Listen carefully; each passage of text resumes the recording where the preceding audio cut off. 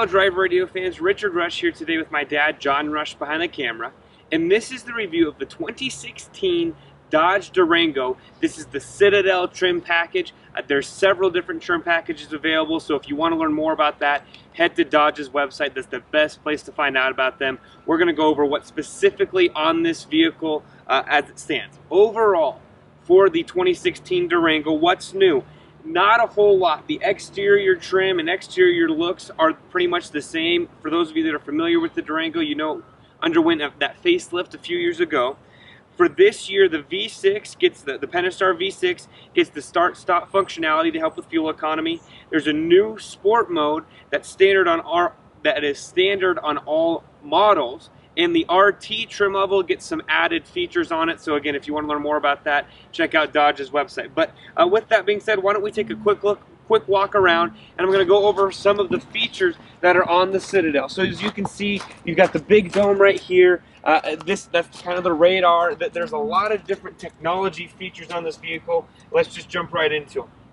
So the Citadel has on it the nav and power package and the safety and security and convenience group.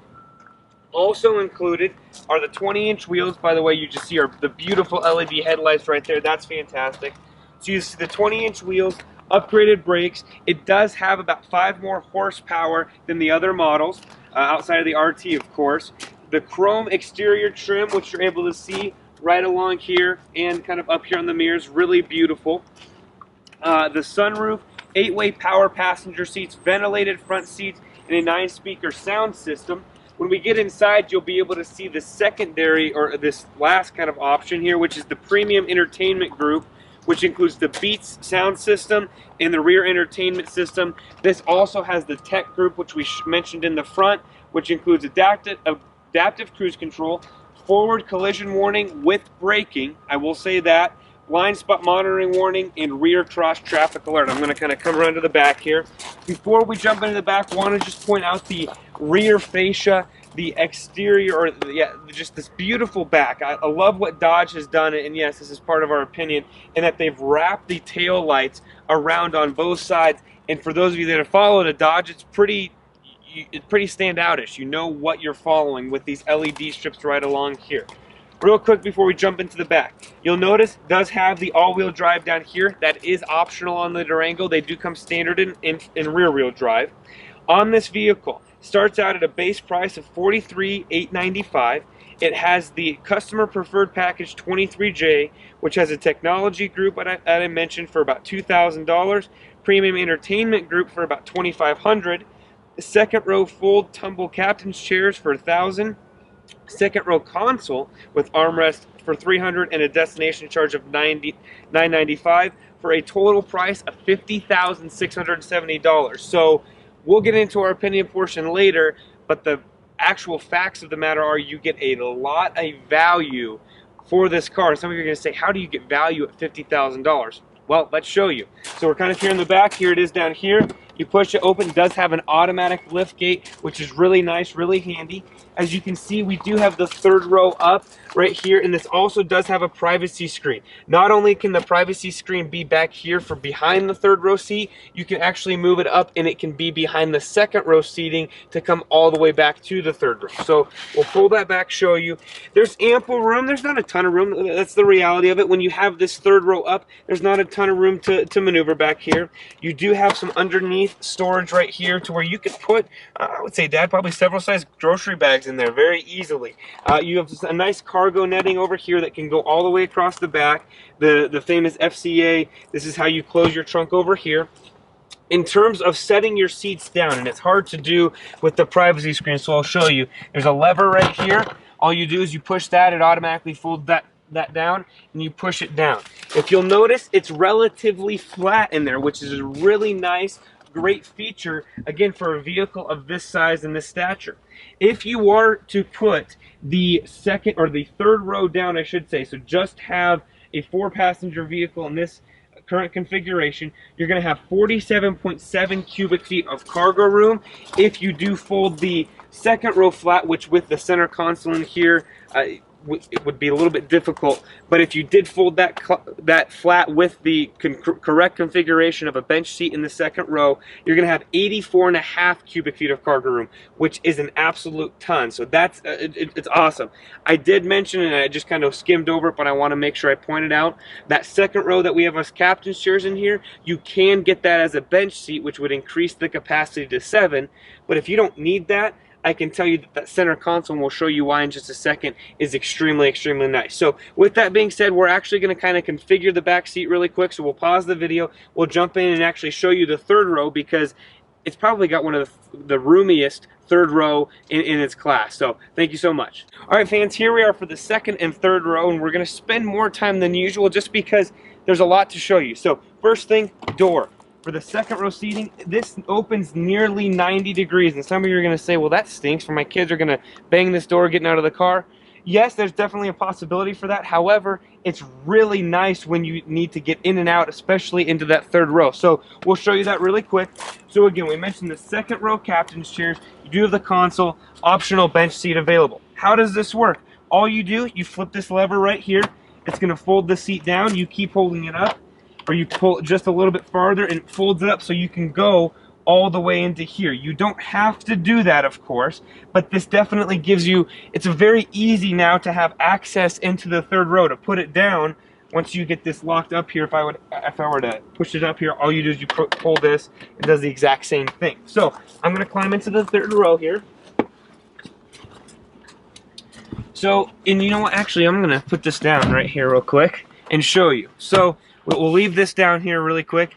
I've got more than enough room here in the back seat. I actually took my family this past week when we went to the movies, had 5 full-size adults in here. Everyone fit comfortably. This is a third row seat that is fit for adults, which is really incredible. So I will say that Dodge, 2 thumbs up from us, because you don't find that a lot of the time, which is a really nice feature. Very comfortable back here. I could take a decent sized road trip. I don't know if, me and another full-size person could do that, but if you had to, you could, or put some teenagers or whatever you might be back here. You do have some cup holders, which are really nice. This is where the privacy screen is at, and the seat belt is integrated right into the side there. It's really nice. Again, these fold down. Everything's automatic. We're also going to show you the getting out portion of it, but real quick, something that we actually just noticed, there's a little push button for the center console. So if you're in the back and you want to access the center console, you push the button and it folds up and it gives you full access. I want to set that up there. Full access to the center console, which is really nice. So if you had, I don't know, maybe you wanted to store your headphones back here, an iPad, a tablet, whatever it might be, you have the ability to do that. And to close it, you just load right there. And actually, so what's really nice, and we just noticed this, so I'll correct myself. This actually allows you to have a semi-flat surface when you're loading. It actually says that right on the description, so that's how I know. We're not afraid to admit when we're wrong or don't know something. So you can fold this up. This whole unit won't come out, but this portion of this top portion allows you a flat surface, which is really nice. So I mentioned the red lever before, the red pull before. It actually gives you the ability to be here in the back seat and to lift it up, which is really nice. You're not having to fiddle around over here. And I can tell you this with a full conscience, that we know, this family knows how to do, oops, dropped the phone here. This family knows how to do big cars. We had many big cars. We come from a family of 9. So we know the big cars and how to operate. I can tell you something like this is a very small feature, but it's very useful instead of having to reach around or having to have someone come let you out of the back seat of the car, especially when you're the youngest and they leave you in the back seat of the car all the time. So with that, we'll actually fold this back up and we'll show you the second row seating now. Hop in. Again, this is set for a 5'9", 5'10" driver. My dad and myself, more than enough room here. 2, 3, 4 inches of room. Plenty of room. Very comfortable seats back here. Nice soft touch interior. Nice wood grain along the doors, which is a really nice feature. You have some nice storage there. Obviously, you have the rear entertainment system. We won't show you that, but it does pop up. Here in the center console, you've got the remote control right here, and there's also 2 pairs of wireless headphones that you can operate, which, again, it's a really nice feature. You do have vents down here, as well as a full power port, and both of these captain's chairs are heated. And then you have your plug-ins on both. It's the same on both sides. but you got your HDMI as well as all of your AV connections right there. So really some nice, great features. Oh, and not to mention you have all of your climate options available right there. And I will mention the last thing is headroom. Even with the sunroof right here, while it dips down, they've done a great job at integrating the air conditioning controls into it without having to take away the second and third row seatings. Honestly, the headroom. So with that being said, let's jump into the front seat and we'll give you a little bit of a tour before we go on a drive in the 2016 Dodge Durango. All right, fans, here's a quick tour of the front seat before we take a drive. Again, want to show you the door apportionments first, as we always do. Nice wood grain right there, some nice storage. You can see the Beats audio system that I mentioned in the opening. Sounds amazing. Beats and FCA and Dodge and Jeep and all of them have come together, Chrysler. Really nice door plates right there. It's got the nice Dodge logo. Looks really nice, feels everything about this. These chairs are super comfortable. You do have heated and ventilated front seats up here, which works really, really well. The stitched in Citadel stitching right there, which is really nice.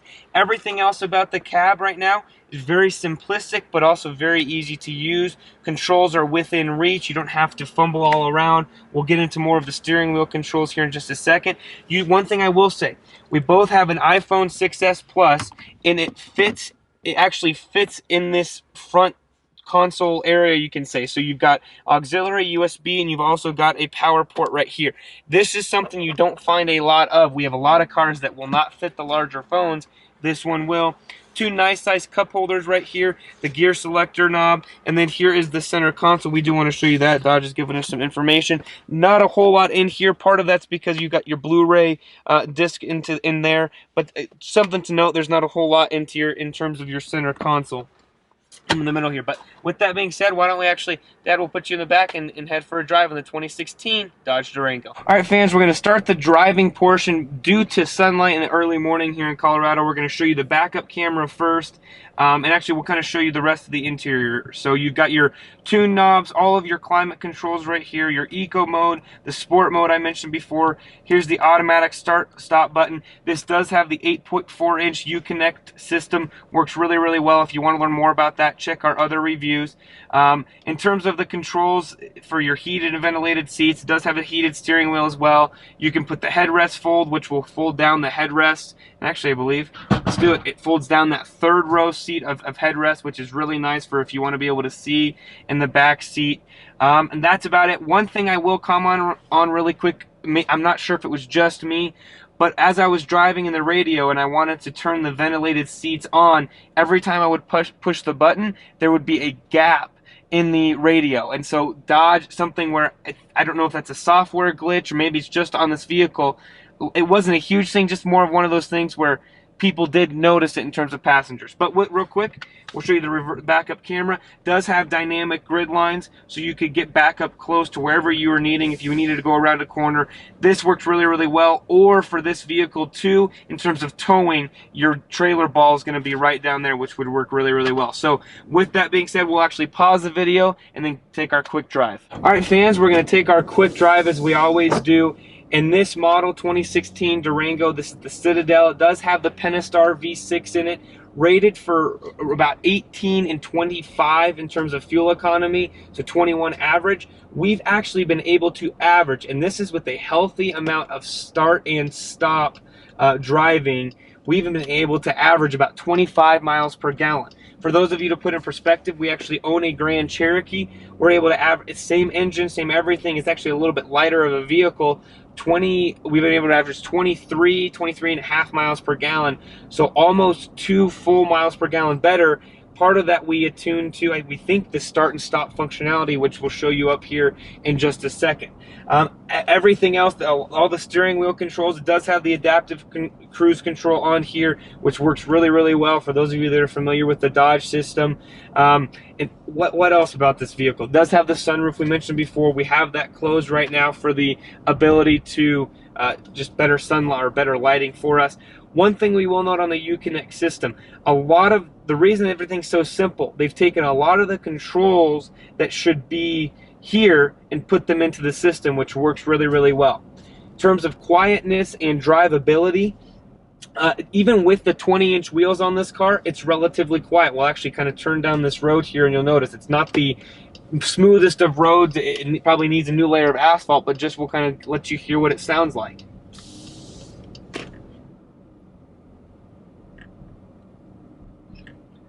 Relatively quiet. I can just tell you, again, I had passengers in the back. My wife was actually all the way in the back seat in the third row, and I could still have a full conversation with her without raising my voice, which is really tremendous. And we're gonna actually kind of try to pull over here in the shade really quick and talk a little bit more about the features.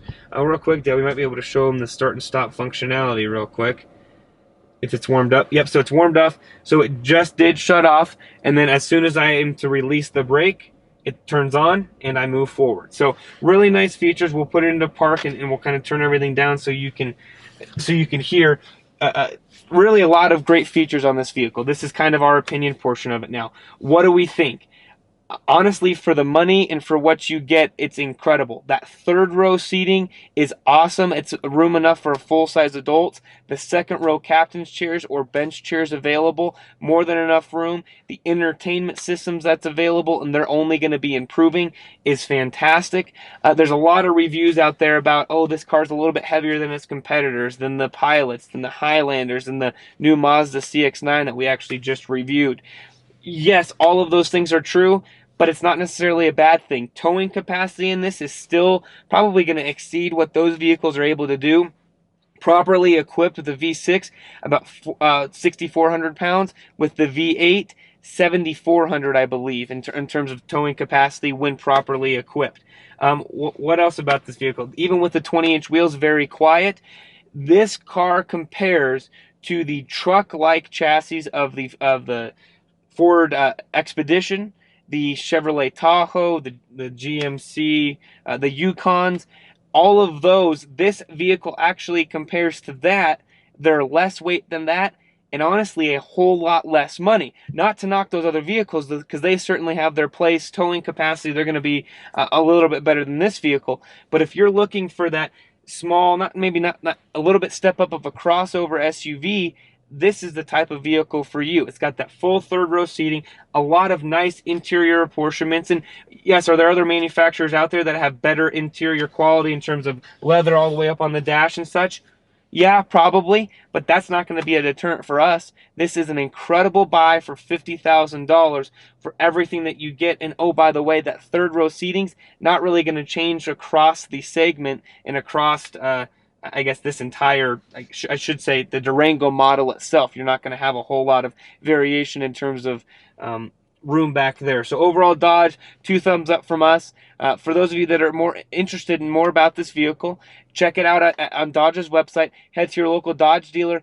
Get in it, get your family in it. This is a family vehicle. You need to put your kids inside of this car, see how they like it, see how you like it, how easy it is getting in and out car seats, getting in and out kids. And if you do that, tell them that John and Richard Rush from Drive Radio sent you.